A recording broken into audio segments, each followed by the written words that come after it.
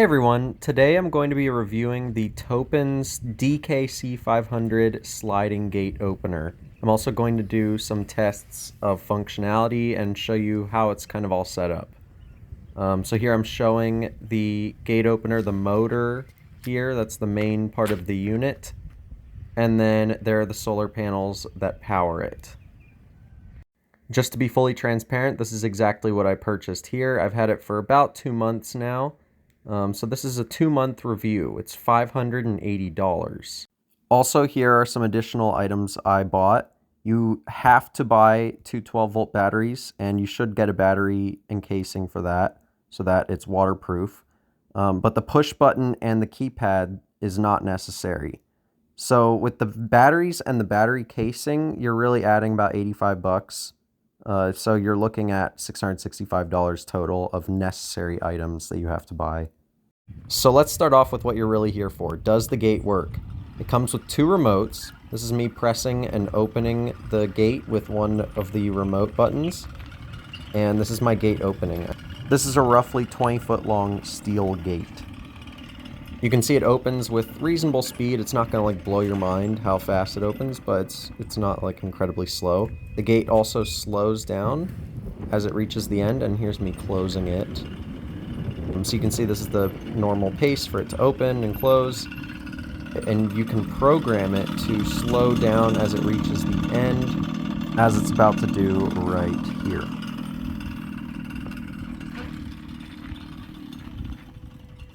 There we go, now it's slowing down and stopping.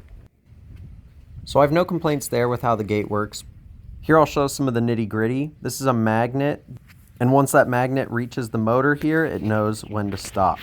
Underneath this little metal hood are the gears, which catch the chain and move the actual gate. We actually had to weld on this little bit of steel to attach the magnet. You might have to do this on your own gate.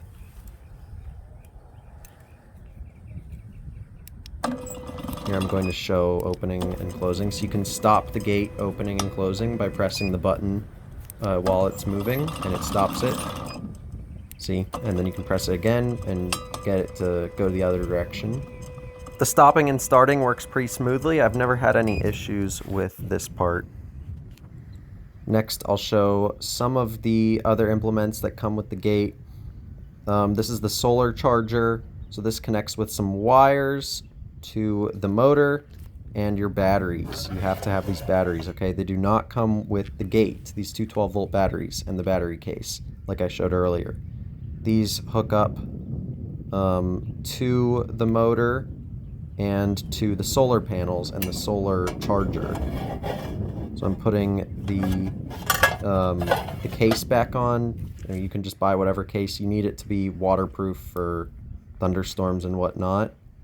So far that's worked through all my thunderstorms. Here are the solar panels, the wiring that connects to the solar panels. Pretty standard stuff. Has worked so far. I've had this for 2 months. Have not had any issues with these solar panels charging the batteries. Next I'll show some of the accessories that I bought. Like I said, you don't need these. The $580 gate opener comes with 2 remotes that you program to the gate, and that can be enough for you, but we wanted a way to get in and out of here when we're walking by or if we have guests. So I'm showing the push button that I have on the inside. You can press it just like the remote. You can press it to open the gate, and you can press it to stop it, press it to close it, etc. So I'm going to show the keypad next. Here I am leaving to show the keypad. You can get a pedestal for this, but I installed it on my fence because I was lazy for now, but you can get a pedestal. I'm not showing the actual pin code, so I cut it there. It's a 6-digit pin code. You have to do 6 digits. The keypad is totally wireless. It was super easy to pair. It has some instructions, very basic. You press a button on the keypad and you press a button on the motor, and that's basically it. It pairs perfectly, and then you enter your key, your 6-digit pin that you're going to use. But the push button is wired. I could not find a wireless push button. So you're seeing me open and close this gate a bunch, and a question that might come up is, do you ever run out of battery throughout the day or at night or during cloudy days? And I can definitively say I've never had an issue with the batteries running out of juice. Those 3 solar panels are getting full Texas sun, so your mileage may vary, but I've had multiple cloudy days in a row and still have never discharged fully. If you do have an issue though, like your power gets cut off, something weird happens, something breaks, you can use this manual mode that I'm doing here. So the gate opener comes with this key, and you just open that front hatch right there, and it disengages whatever locking it has, and you can just pull your gate like you would normally before you had this installed. So I'm just pulling my gate open here. You can see this manual mode totally works. So, I mean, in an emergency, if you had some issue, you can still use your gate like normal.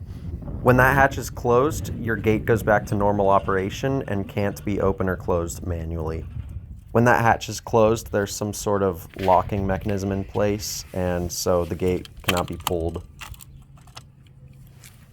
So I've closed that hatch, and I've turned off the manual mode, and you can see I seamlessly am able to just open the gate again with my remote and close it again. So no issues there. The manual mode works perfectly. Don't have to fiddle with anything inside here. But speaking of the inside, let's open this thing up and take a look at the motherboard and the motor. It's quite easy to open this up. There are just 2 screws that hold this plastic covering in place. I kind of hurt I have a kind of bad spot right here where it's a little hard to access this other screw, but I can get to it. It's just a little tough.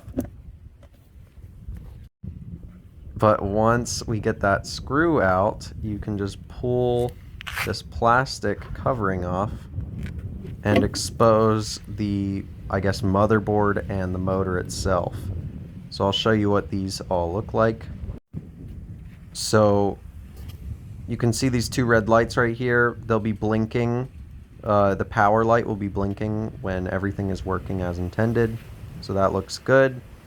The instructions also explain all of this. The next major piece are these green terminals where I have wires going into.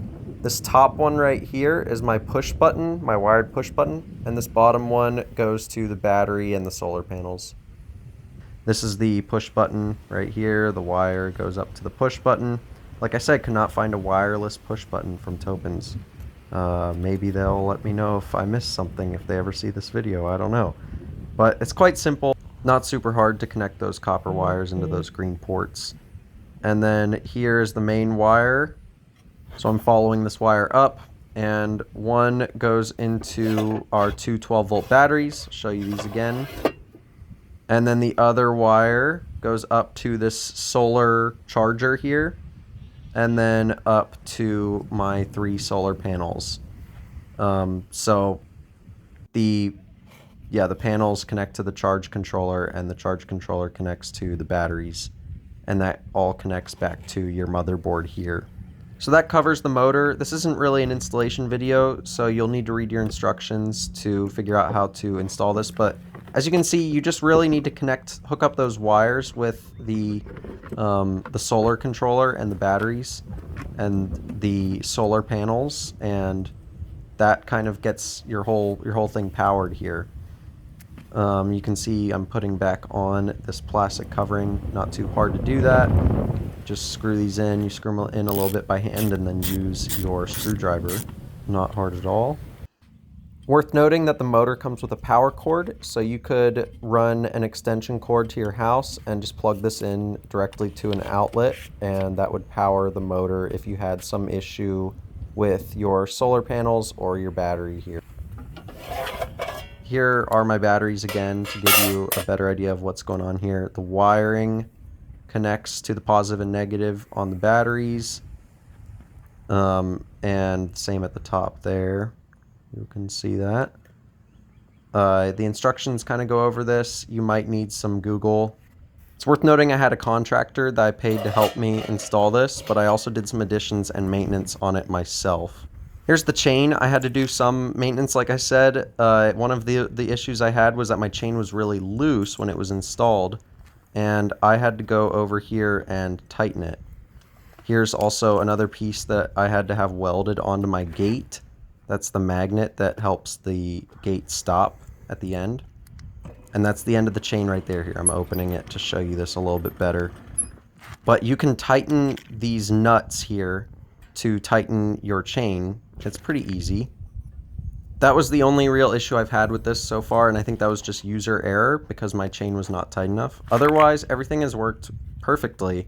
And honestly, if you're trying to compare this with something like a LiftMaster, which is $1,000 or $2,000, I think this is a pretty solid choice. There are cheaper ones on Amazon, but I wonder if those are lower quality. This might be a good mid-range option that seems to work pretty well, has good reviews, and has a larger company backing it up. So yeah, that's the TOPENS DKC 500 gate opener for a sliding gate. Thanks for watching. Put any questions in the comment section.